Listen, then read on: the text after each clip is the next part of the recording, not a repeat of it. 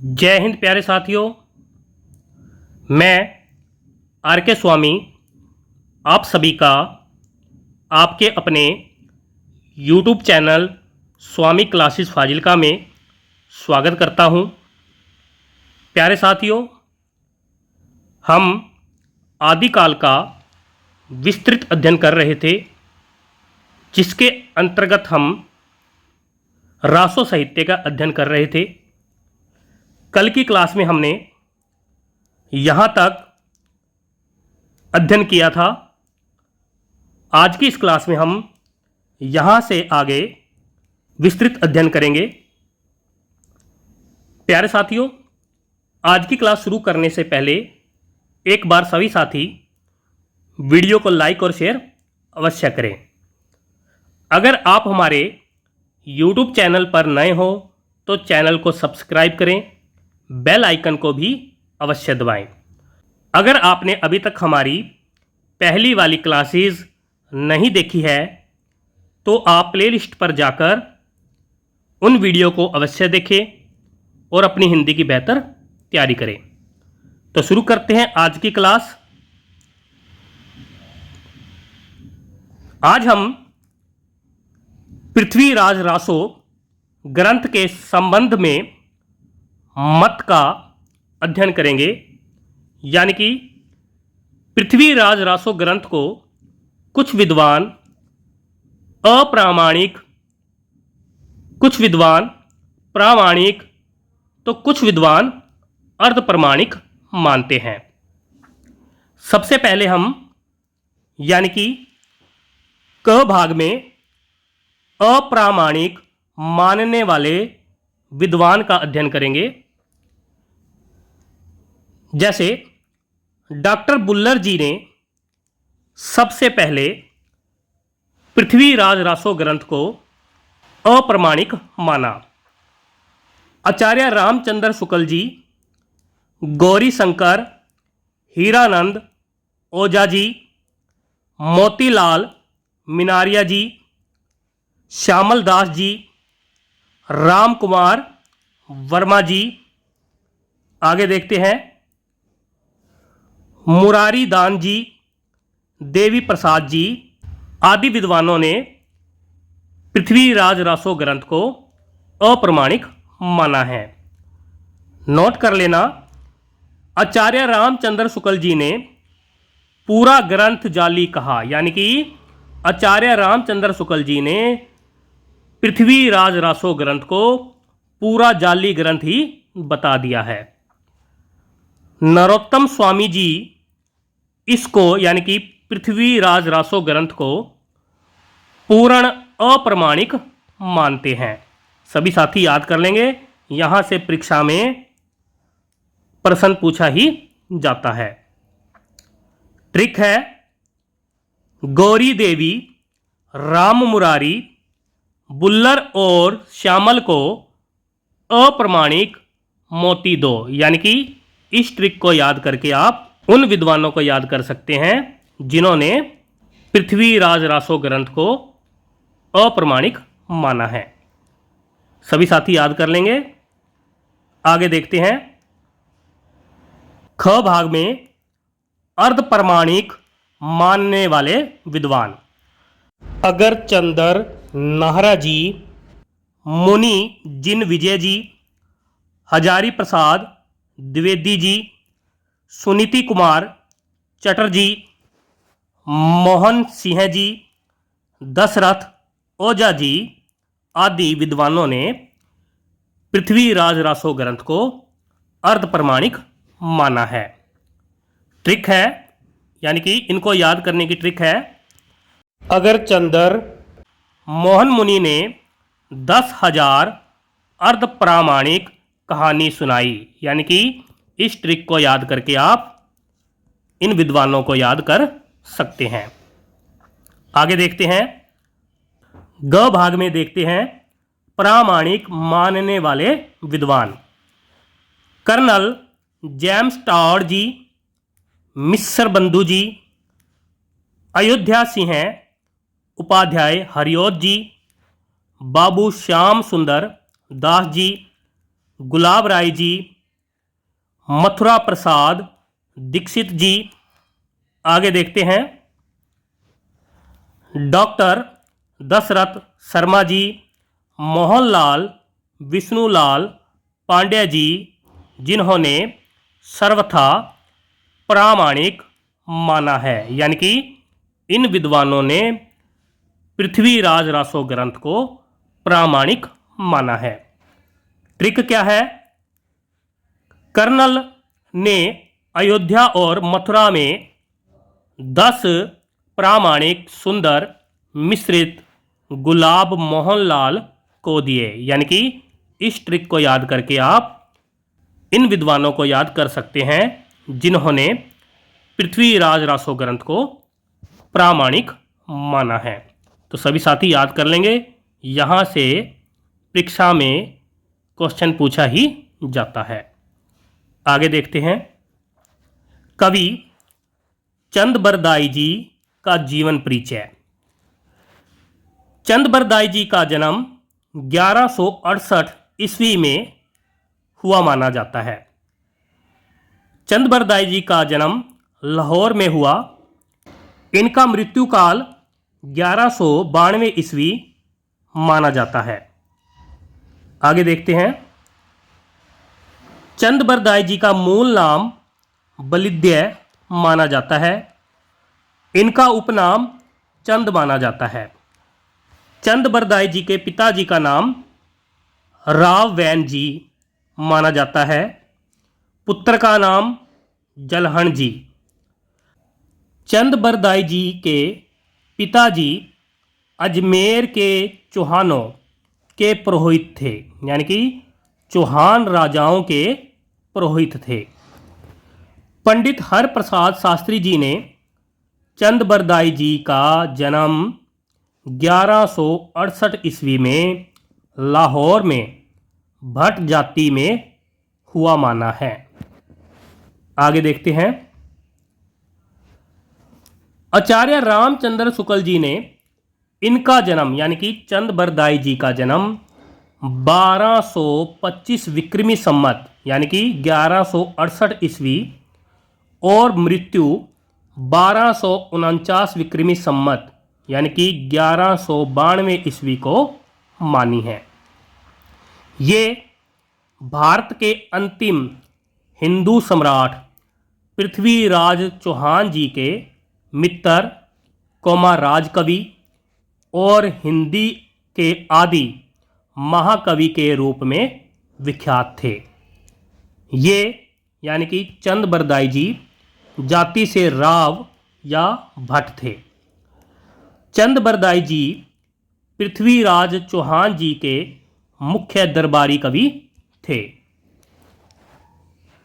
पृथ्वीराज चौहान जी तथा कवि चंद बरदाई जी के बारे में कहा जाता है कि ये दोनों मित्र एक ही दिन जन्मे और मरे थे। सभी साथी याद कर लेंगे। आगे देखते हैं, महाकवि चंद बरदाई जी षड भाषा, कौमा व्याकरण, कौमा काव्य, कौमा साहित्य, कौमा छंद शास्त्र, कौमा ज्योतिष, कौमा पुराण, कौमा नाटक आदि विषयों में पारंगत थे। जलंधरी देवी जी के इष्ट से ये अदृष्ट काव्य रचने में भी निपुण थे। आगे देखते हैं, पृथ्वीराज रासो ग्रंथ और चंद बरदाई जी से संबंधित अन्य प्रमुख तथ्य। आचार्य रामचंद्र शुक्ल जी ने पृथ्वीराज रासो ग्रंथ को हिंदी साहित्य का सर्वप्रथम महाकाव्य और चंद बरदाई जी को प्रथम महाकवि माना है। बहुत ही महत्वपूर्ण कथन है, अक्सर परीक्षा में पूछा ही जाता है। आचार्य रामचंद्र शुक्ल जी पृथ्वीराज रासो ग्रंथ को हिंदी साहित्य का प्रथम महाकाव्य और चंद बरदाई जी को प्रथम महाकवि मानते हैं। नरोत्तम स्वामी जी ने पृथ्वीराज रासो को मुक्तक काव्य माना है। डॉक्टर नगेंद्र जी ने पृथ्वीराज रासो को विशाल घटनाकोश कहा है। डॉक्टर दशरथ शर्मा जी ने पृथ्वीराज रासो को वृहत महाभारत कहा है। आगे देखते हैं। गुलाब राय जी ने पृथ्वीराज रासो को स्वाभाविक विकासशील महाकाव्य माना है। आगे देखते हैं। पृथ्वीराज रासो ग्रंथ में कयामस वध प्रसंग का वर्णन हुआ है।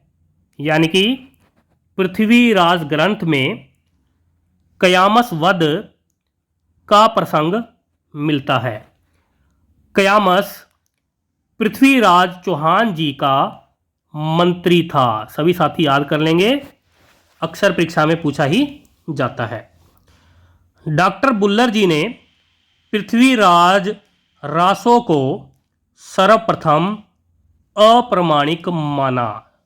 डॉक्टर नामवर सिंह जी के अनुसार हिंदी में चंद बरदाई जी को छंदों का राजा कहा जा सकता है।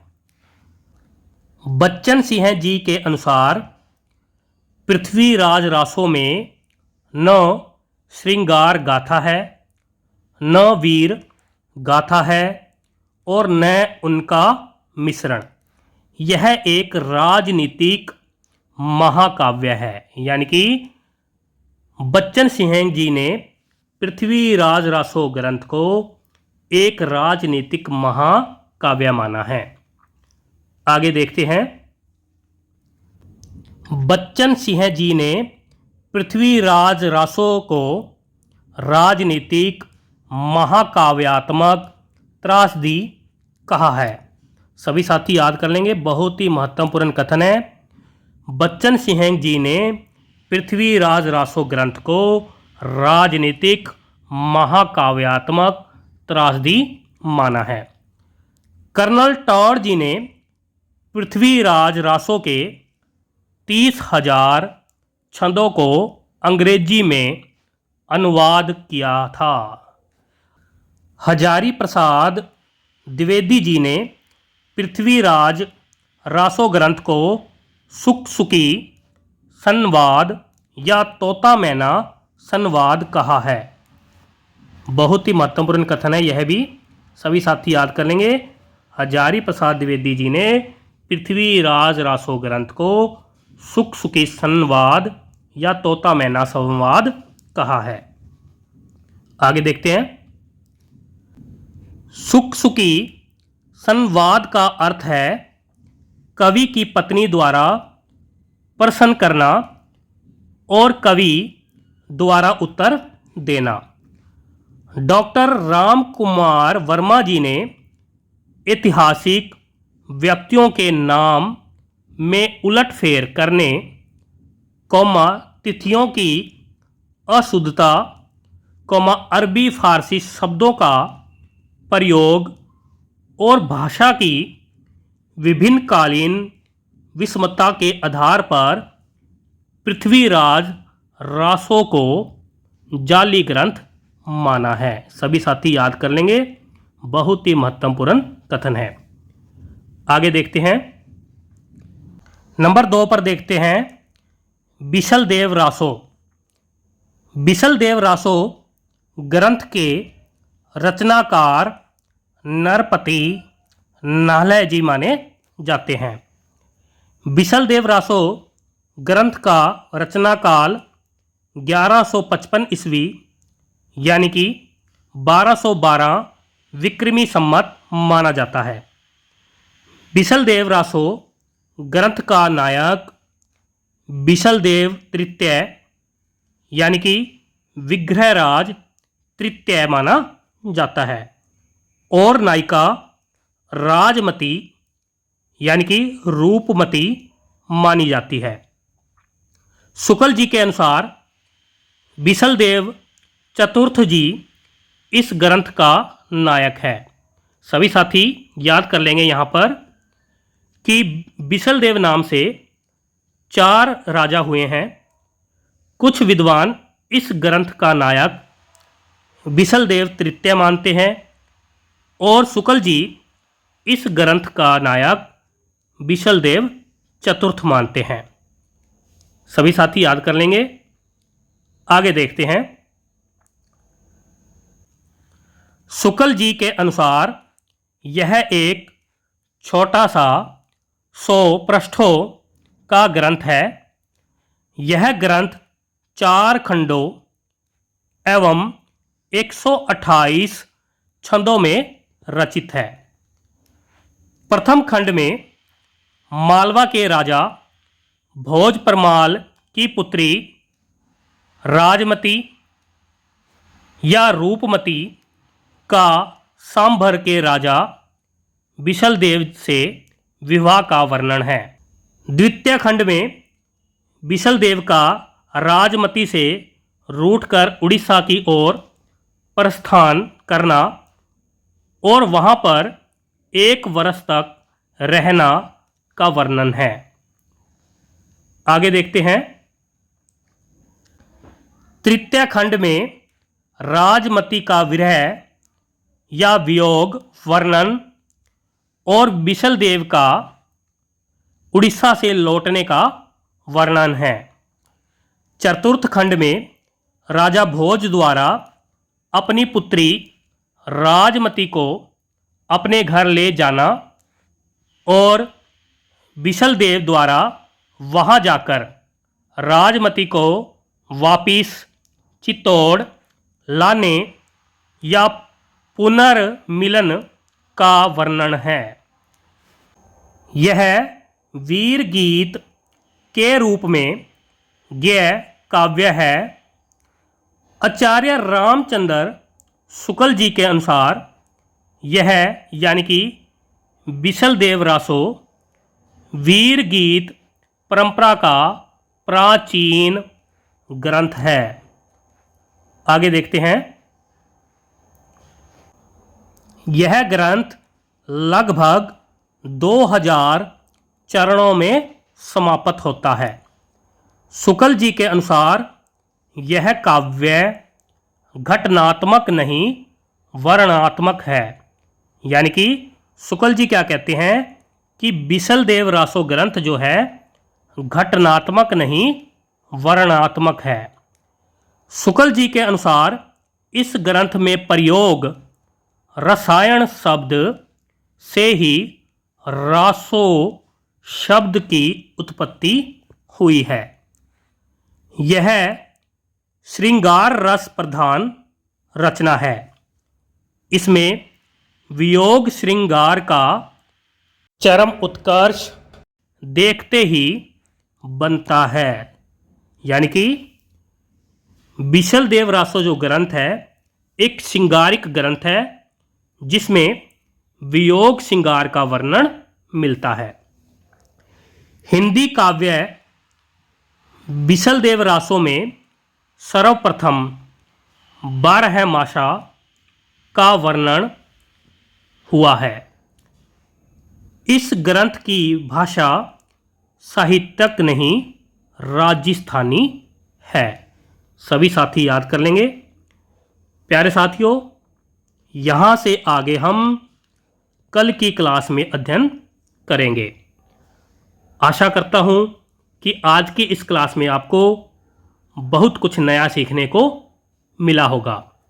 इसी प्रकार से निरंतर अध्ययन करने के लिए चैनल को सब्सक्राइब करें, बेल आइकन को अवश्य दबाएं ताकि आप तक नई क्लास का नोटिफिकेशन पहुंच सके। वीडियो को लाइक और शेयर अवश्य करें। तो मिलते हैं अगली क्लास में। तब तक के लिए जय हिंद।